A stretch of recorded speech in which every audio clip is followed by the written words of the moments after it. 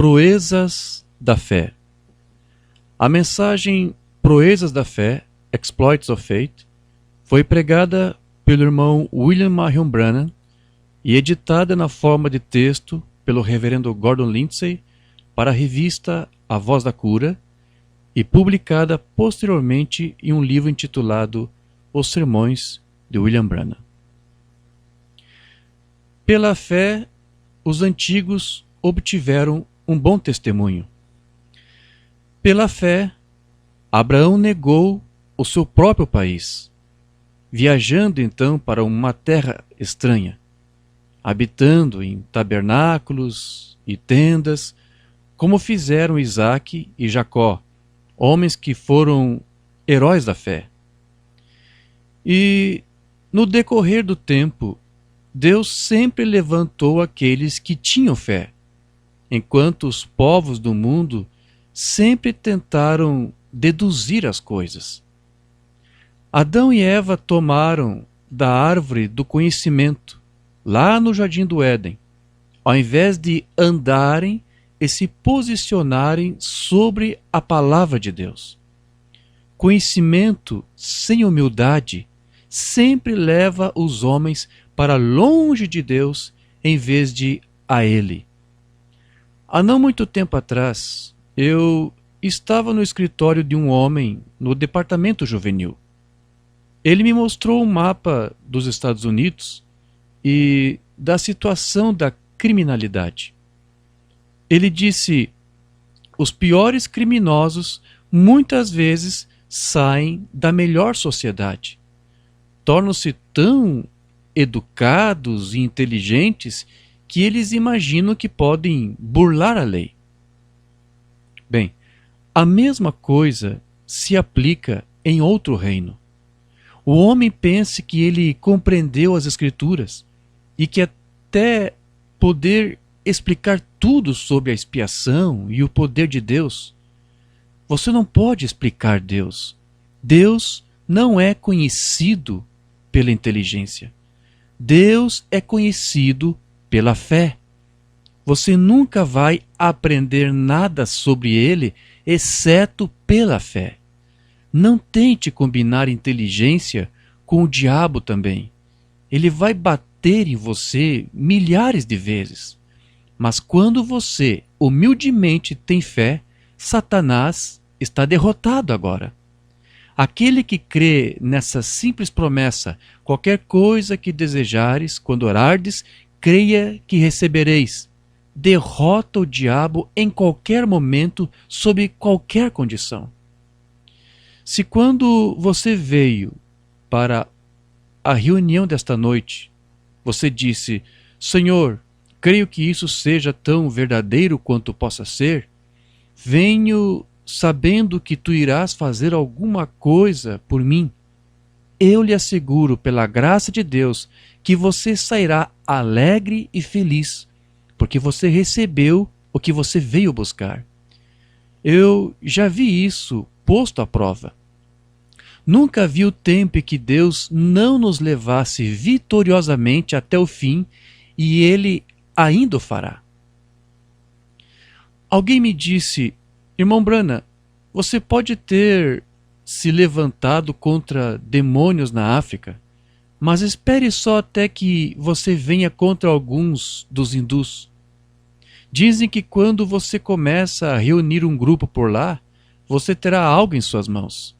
Eles vão fazer todos os tipos de truques por um pouco de dinheiro e eles desprezam um cristão. Eu lhe digo, irmão, que eu sei em quem eu tenho crido e eu estou certo de que Ele é poderoso para guardar o meu depósito até aquele dia. Eu creio que o nosso Deus governa os céus e a terra e que o seu poder é sobre todas as coisas.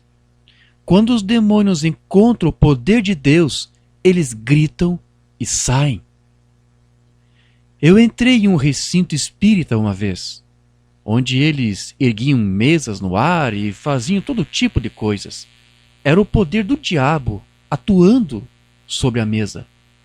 Eles disseram: Se o seu Deus é tão forte, põe a mesa para baixo. Eu respondi: eu não posso fazer isso porque eu sou um ser humano, mas o Deus a quem eu sirvo pode fazê-lo. Então eu disse: em nome do Senhor Jesus Cristo, eu ordeno que a mesa caia no chão. E as 4 pernas quase saíram debaixo dela. Deus é Deus.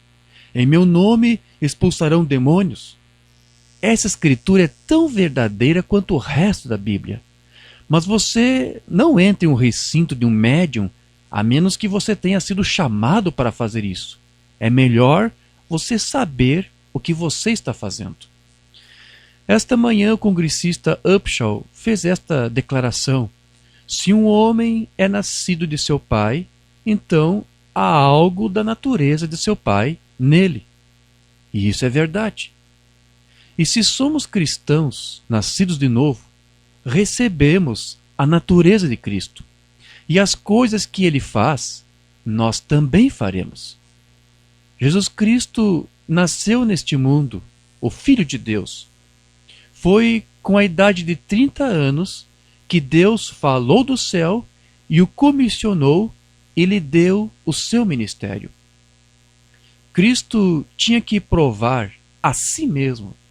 E assim, nós também crescemos na graça e encontramos favor com Deus. Quando Ele puder confiar em você, Ele te dará alguma coisa para com que trabalhar. Mas se você for rebelde e sem condições de trabalhar e que não pode ser confiável, Deus não dará isso a você. Deus, pelo seu Espírito, sela você para o seu reino. E não até o próximo avivamento, mas até o dia de tua redenção. Quando Jesus recebeu o seu ministério, o Espírito, como uma pomba, desceu sobre ele. E uma voz falou do céu: este é o meu Filho amado, em quem me comprazo. Deus estava em Cristo reconciliando o mundo consigo mesmo. Ele disse: não sou eu que faço as obras, é meu Pai que habita em mim. Portanto, não somos nós, mas é o dom de Deus. Eu sou apenas o seu irmão. Este fio elétrico aí em cima não poderia dizer: eu sou o que dá a luz. Desligue a corrente e veja quem dá a luz. É a corrente que dá a luz. O fio é apenas o condutor da corrente. Eu só posso ser o condutor do dom do qual Ele enviou a esta terra. Quando o anjo veio até mim, eu não sabia nada do que ele ia dizer para mim. Mas ele disse: assim como ao profeta Moisés foram dados 2 sinais para vindicar o seu ministério, assim você terá 2 sinais. No tempo de Moisés, Deus apareceu para ele em uma sarça ardente. A primeira vez que o anjo alguma vez se revelou para mim foi em um redemoinho, em um arbusto. Agora, quem foi Moisés, senão um homem que no final falhou com Deus? Deus se recusou a deixá-lo ir para a terra prometida com os filhos de Israel. Não foi Moisés quem fez aqueles milagres, foi o anjo do Senhor. Ele conduziu os filhos de Israel através do deserto em uma coluna de fogo. Nós chegamos ao final da era e Deus está enviando o seu Espírito e chamou um avivamento mundial, um avivamento para reviver aquilo que nós já temos. A única coisa que precisamos é reviver o que já possuímos. Como o lago perto da cidade. No outro dia, teve um avivamento. As ondas estavam pulando e as espumas voando. É disso que a igreja precisa hoje, de um bom avivamento à moda antiga para refrescar um pouco. O anjo do Senhor desceu nesses últimos dias e é a hora para as coisas acontecerem. Não há demônios suficientes no inferno para impedir isso. E isso vai continuar. Alguns anos atrás, o mundo condenava as pessoas cheias do Espírito Santo. E você tinha que quebrar o milho nas estradas de ferro para sobreviver. As grandes igrejas disseram: isso vai se desgastar, isso não é nada, isso se acabará em breve. No entanto, um censo recente mostrou que a igreja do Evangelho completo foi a igreja que mais rápido cresceu na América hoje. Muitas das grandes igrejas têm falhado com Deus, e outras que têm deixado o mundo entrar estão perdendo seu poder. Moisés é um tipo da era da igreja. E Moisés não glorificou a Deus quando ele ficou com raiva e bateu na rocha 2 vezes. Ele glorificou a si mesmo. E Deus não permitiu que ele levasse Israel para a terra prometida. Josué e Calebe, que estavam com ele o tempo todo, foram os que levaram a igreja para o outro lado do deserto. Moisés falhou e morreu. As igrejas, por causa do seu sectarismo, estão glorificando a si mesmas e empurrando Cristo para fora. Existem alguns afastados, mas estes são tão sectários quanto os demais. Todos que são nascidos do Espírito são filhos de Deus. Estamos nos últimos dias.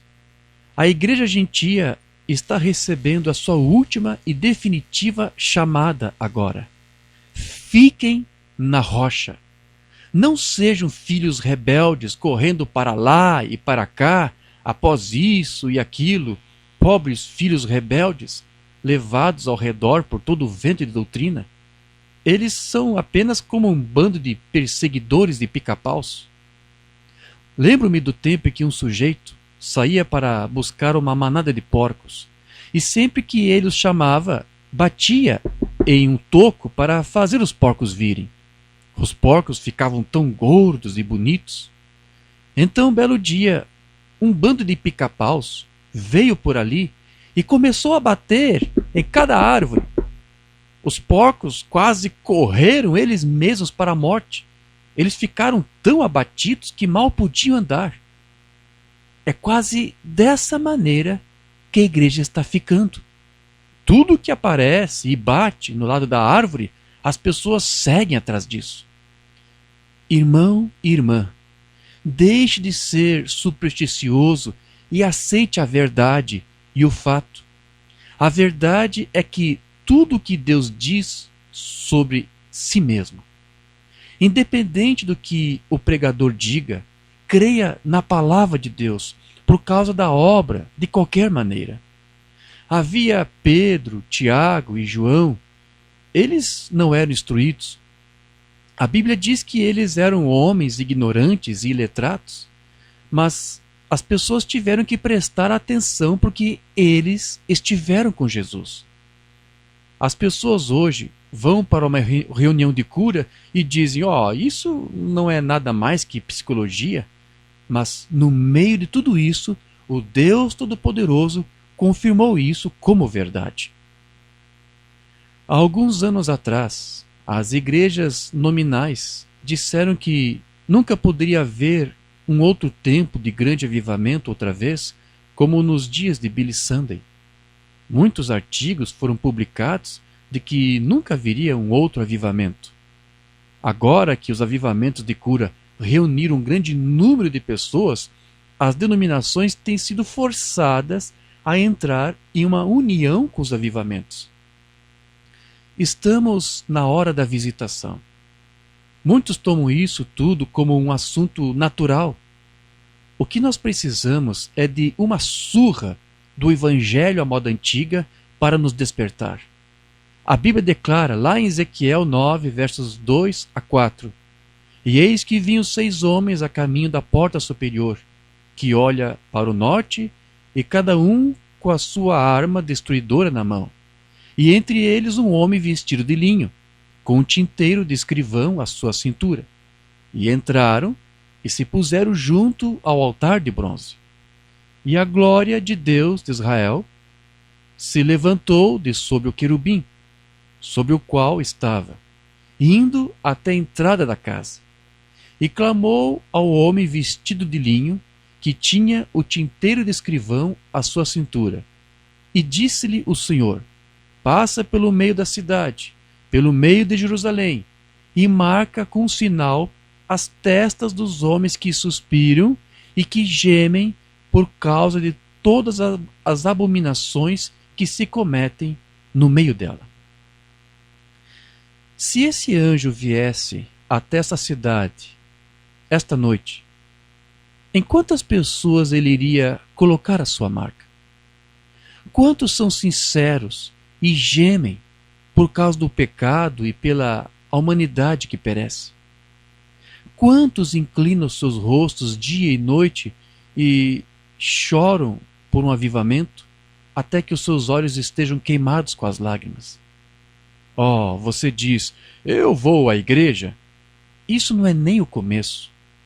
Põe uma marca sobre aqueles que suspiram e gemem por causa das abominações que se cometem no meio da cidade. Talvez a minha mensagem de hoje seja um pouco rápida demais para você. Deixe-me dizer-lhe, irmão, a hora está chegando quando você ouvirá mais sobre isso. A hora está chegando quando as pessoas irão clamar pela palavra de Deus. Sinto isso em meu espírito. E eu creio que eu tenho a advertência do Espírito de Deus. Vejo que a destruição está chegando. Vejo os santos sentados com uma atitude indiferente, dizendo, bem, eu tenho o Espírito Santo. Irmão, isso é apenas o começo. Acorde, levante e brilhe. A hora está chegando quando a igreja ou irá para cima ou irá descer. A peneiração chegou. Quantas pessoas em sua igreja ou em sua comunidade constantemente suspiram e oram por causa da maldade que está acontecendo na cidade? Pense em seus entes queridos que estão presos nela. Oh, meu Deus! Porque estreita é a porta e apertado o caminho que leva à vida, e poucos há que a encontram. Mateus 7,14. E largo é o caminho que conduz à perdição, e muitos são os que lá entram. Mateus 7,13. Como foi nos dias de Noé, assim será nos dias da vinda do Filho do Homem. 8 pessoas foram salvas. Tenha cuidado. É preciso mais do que uma profissão ou um registro de igreja. É preciso mais do que uma experiência de idade. É preciso um morrer, uma regeneração, uma nova criatura em Cristo Jesus, selado para o reino de Deus pelo Espírito Santo. Ele faz de você uma nova criatura, amoroso, bom, doce, meigo, gentil, humilde, tolerante. É Cristo que vive em nós, a esperança da glória. Você não pode remover este selo. Você pode obter um selo de certificação público e você pode esfregá-lo com uma borracha, você pode lavá-lo, mas você não pode destruir o selo. A vedação estará lá enquanto o papel existir. Quando eu comecei com essa mensagem, o povo batista disse que eu tinha perdido a minha mente. Mas havia um grupo de pessoas do qual eu não sabia nada a respeito, que são vocês, pessoal. E Deus, por meio de sinais e maravilhas, me enviou a anunciar-vos o poder de seu Filho, Jesus Cristo. Tenho feito isto com reverência e dado todo o louvor a Ele. Deus declarou que o que eu disse era verdade. Ele mostrou isso por meio de sinais e maravilhas. Lembre-se, como seu profeta, eu estou avisando a cada um que, a menos que você prossiga para o reino, você ficará do lado de fora. Alguma vez eu lhes contei sobre a ressurreição da morte de um menininho na Finlândia? Um dia em Miami, eu tinha visto uma visão de um menino. Ele era um garotinho atarracado, estava mal vestido e havia sido morto em um acidente. Ele tinha um corte de cabelo de aparência engraçada, com olhos castanhos e um rosto de aparência clara. Eles estavam se preparando para levá-lo para o necrotério. Na visão, eu descia pelo menino e orava, e o rapazinho voltou à vida. Você se lembra que eu lhe contei sobre este evento um ano antes que acontecesse, bem nessa cidade. Eu disse que você iria ler sobre isso na Voz da Cura algum dia. Quando fui a Londres, a voz do Senhor me disse que algo estava para acontecer. Fomos para Helsinki e tive uma recepção maravilhosa. Milhares estavam na rua à espera para entrar na reunião. Depois fomos para o norte, para Kuopio, que fica perto da Terra do Sol da Meia-Noite. No meu dia de jejum, fui até uma torre no topo de uma colina, e eu continuava sentindo algo peculiar. Enquanto descíamos o morro da torre, um carro em frente a nós estava em alta velocidade, e dois meninos começaram a atravessar a rua. O carro atingiu os companheirinhos e um deles foi jogado contra o pavimento, dando-lhe uma concussão cerebral. O outro rapaz caiu sob os pneus e os pneus estavam girando tão rápido que o menino foi jogado para fora e contra o meio-fio. Deixe um cão atropelado assim e veja o que acontece. O primeiro rapaz foi apanhado e levado às pressas para o hospital. Nós não o vemos na ocasião, porque o carro o levou de nossa vista. Os que estavam conosco saíram correndo e pegaram o outro rapaz e o trouxeram para o nosso carro. Quando eu olhei para o rosto, pensei em meu pequeno Billy e eu não pude deixar de chorar. Nós éramos estrangeiros numa terra de pessoas estranhas do outro lado do mar. Mas eu não pude deixar de pensar o que aconteceria se recebêssemos notícias assim de nosso menino. Quando eu olhei para o menino outra vez, eu pensei, essa criança me parece estranha. Eu vi esse menino em algum lugar. Eu perguntei ao ministro da igreja onde estávamos pregando, ele estava no carro, se a criança pertencia à sua igreja. Ele respondeu que não. Eu perguntei se o rapaz esteve em uma fila de oração em algum lugar. Se eu não estivesse tão emocionado, eu teria me lembrado da visão de imediato. Eles me disseram que ele não esteve em uma fila de oração. Eu pensei, há algo estranho nesse rapaz. Enquanto o carro estava descendo o morro, eu apalpei o pulso da criança. Ele estava tão morto quanto podia estar. O sangue estava correndo para fora de sua boca, e o seu pequeno corpo estava tão machucado e torcido. Um cão não poderia sequer sobreviver depois de ser atingido assim. Ele estava deitado, tão imóvel e sem vida. Ele havia partido. Eu disse, oh, misericórdia, parece que eu conheço o menino. De repente, eu senti algo se mover. Lembrei-me da visão e de joelhos pedi ao Pai Celestial para que cumprisse e que acontecesse o que ele havia dito. Então, o espírito do jovem voltou para o menino e ele foi ressuscitado. Hoje, este menino está vivo e saudável. Chegando ao hospital, soubemos do outro rapaz que havia sido atropelado e de seu estado grave.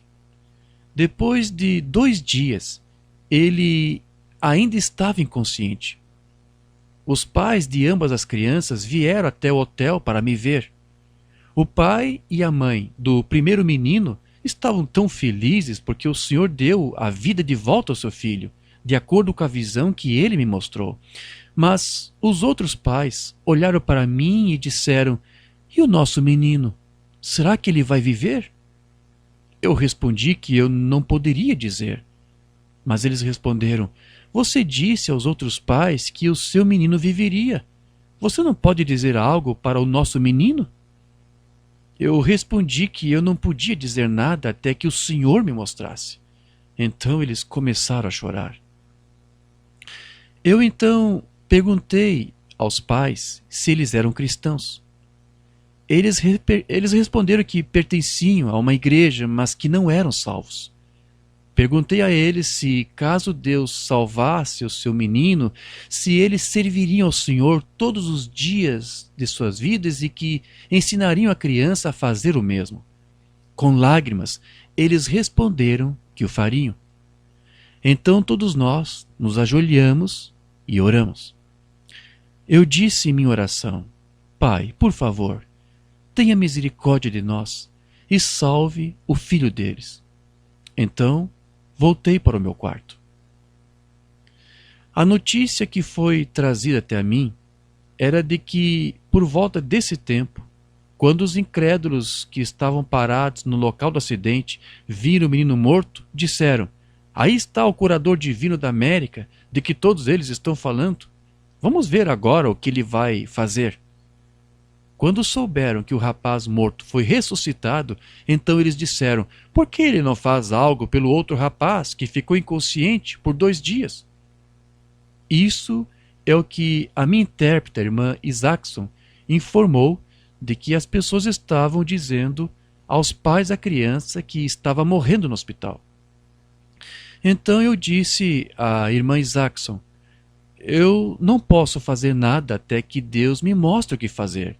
Isso é o que Jesus disse em João 5,19. Eu só posso orar. Naquela noite, eu orei novamente pelo menino. O relatório que veio do hospital no dia seguinte foi de que ele estava quase morto e que a vida parecia estar indo rápido. Na noite seguinte, após o retorno do culto, eu estava no meu quarto de hotel. O anjo do Senhor veio em meu quarto. Antes haviam colocado para mim 2 flores de Páscoa, inclinando-se uma para o sul e outra para o norte. Era exatamente assim como os corpos dos meninos caíram quando o carro os feriu. O que estava em direção ao norte foi o que eles levaram morto e o Senhor curou. E o outro, para o sul, foi o rapaz menor, que estava ainda inconsciente nesses 3 dias. Então, a flor virada para o norte levantou de uma vez, forte e viva, mas a outra, para o sul, estava desaparecendo e morrendo rapidamente. O anjo me fez compreender que a visão representava os 2 meninos. Então, ele me mostrou 2 pedaços de doces que tinham acabado de serem dados a mim antes que eu viesse para o quarto. O anjo disse: Pegue um pedaço e coma-o. Eu comi e ele tinha um gosto bom. Então ele me disse: Coma o outro pedaço. Mas a segunda parte não tinha um gosto bom e eu comecei a tirá-lo da minha boca. Mas o anjo parecia dizer: Se você fizer isto, o outro menino irá morrer. Então eu rapidamente comi o outro pedaço. Então a flor estava viva novamente na outra visão. Quando a visão terminou, eu corri para o quarto do irmão Lindsay e do irmão Moore. Disse aos meus irmãos: Assim diz o Senhor a respeito do menino. Então eu repeti a visão para os outros do grupo. Eu disse: Deus mostrou a minha outra visão 3 semanas antes em Londres e aconteceu perfeitamente.